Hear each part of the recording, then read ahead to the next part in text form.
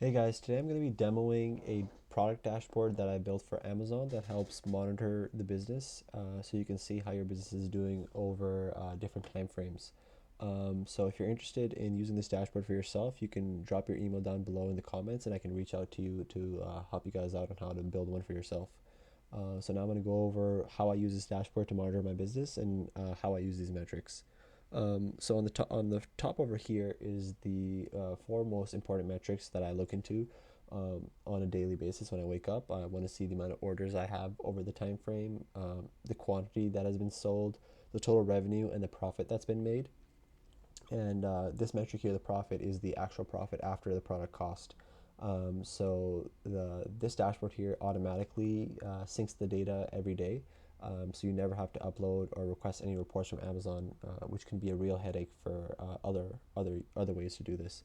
Um, the way that I upload the landed cost information about the product is through Google Sheets. So I'm not going to show that right now because it has my real ASINs and I want to keep that anonymized for now. But yeah, that can show you, you can input your landed cost for your product so that you can monitor the profitability. On these top metrics, there's also a graph which shows you the trends in your data, and you can spot check individual days to see how your orders and the quantity sold and how the revenues changed over time. I find this really useful if you want to individually check something across Seller Central and this dashboard to see if what's changed. It's a really nice way to see changes, especially in businesses that are seasonal.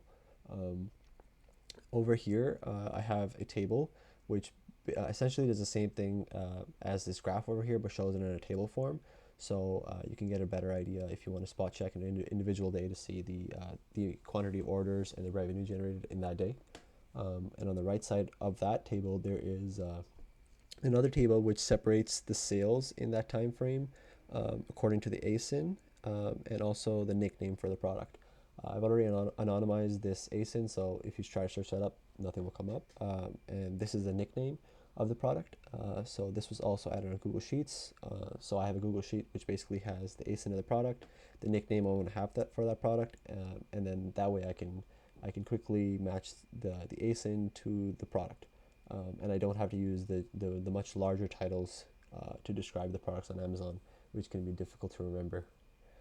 On the right of that, I have a fee breakdown graphic, which basically shows where my fees have been going to, how much I've been paying in fees. I find this really useful to keep track of fees that I often forget about, and that gets you a better understanding of what you're paying for your fees. Similar to the product breakdown table over here, I have that same infographic, which just shows you a breakdown of your products visually, so you can get an idea of which products are selling best and which aren't doing that well.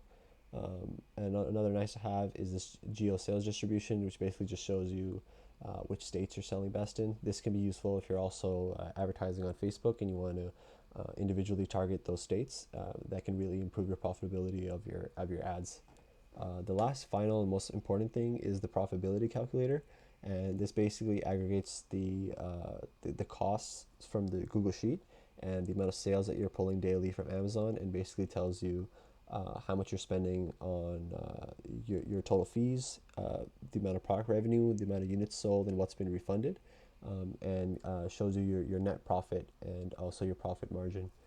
This really helps you get an idea of how each individual ASIN is doing in terms of profitability, and whether or not it's worth continuing investing in that ASIN, or it allows you to get some better business intelligence in your overall Amazon business. So if you're interested in how to set up this dashboard for your own business, you can drop your email down below and I'll reach out to you and help you guys out. Thanks. Bye.